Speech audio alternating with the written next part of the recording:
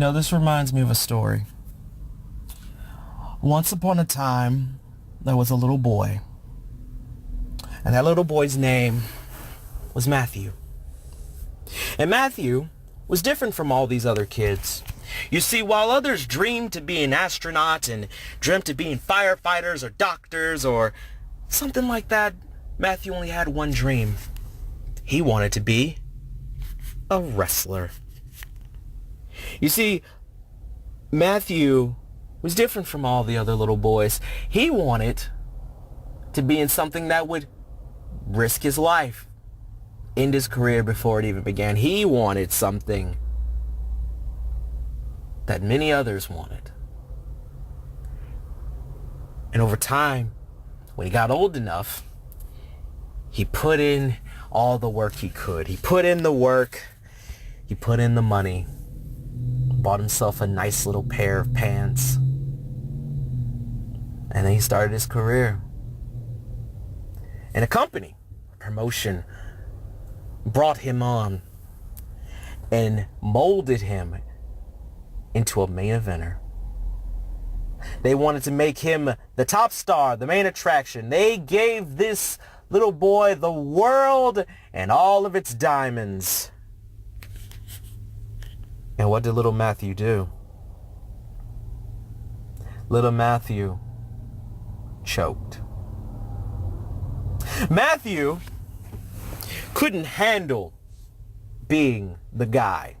Matthew couldn't handle being a main eventer. He didn't want that. He didn't know how to handle that. So instead of trying,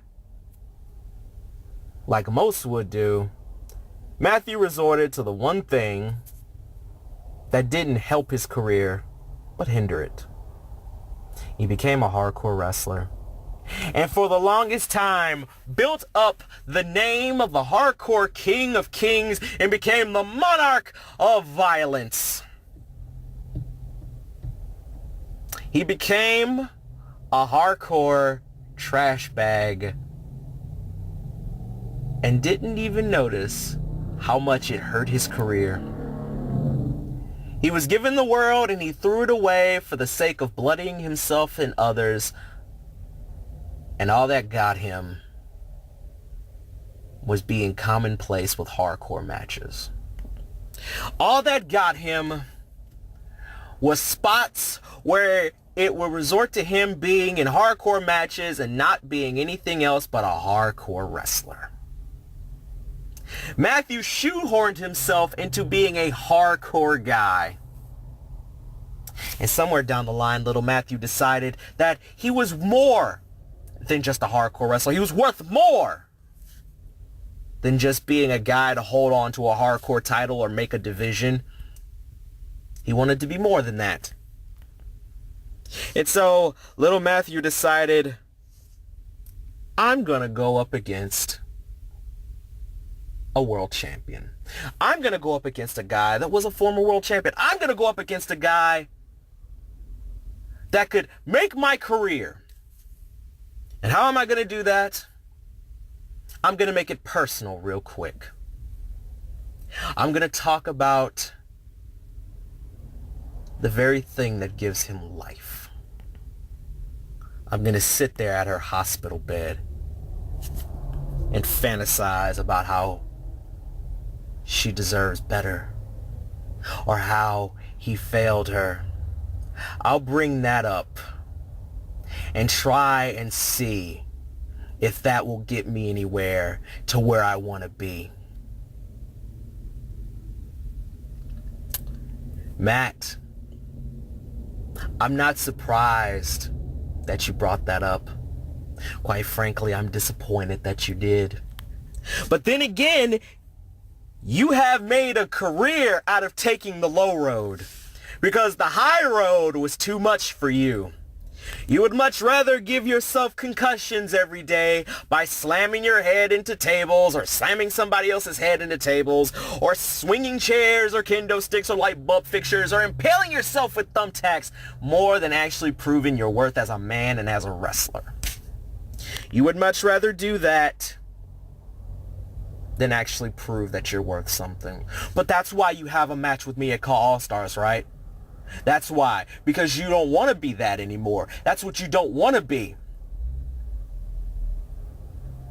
I can respect that to an extent.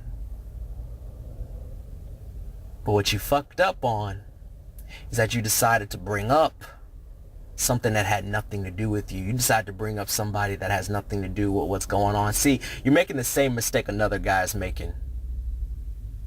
See, you can pretend like you don't give a fuck, but hardcore matches can only get you so far. See, you think that if you get on this I have nothing to lose motto, you think that if you start acting like this uncaring badass, that it's going to get you somewhere. JC Wolf thought the same thing, and JC Wolf got murdered in the middle of that fucking ring, and you are going to be no different. You can be in a million hardcore matches, but your hardcore matches mean nothing to me. Your chair swingings don't mean shit to me. Because, Matt, Mama should have told you, never mess with somebody that feels like he has nothing to lose and doesn't care if he lost the entire world. Don't mess with a man that's not afraid to lose everything, because quite frankly, he will burn you and the entire fucking world with him. So take your little shots, make your little insults, say what you want to say, come CAW All-Stars 9. That super kick you gave me at that little crossover event is going to be the one damn thing people are going to remember you by, because the other thing people are going to remember you by is the fact that Malik Brown publicly executed somebody at CAW All-Stars 9, and he fucked up and messed with somebody that ain't got shit to live for right now. Come CAW All-Stars 9. You will be another victim. That's not a catchphrase. That's not a logo. That's not a slogan. That's not something to put on a t-shirt. That is the God-fearing truth.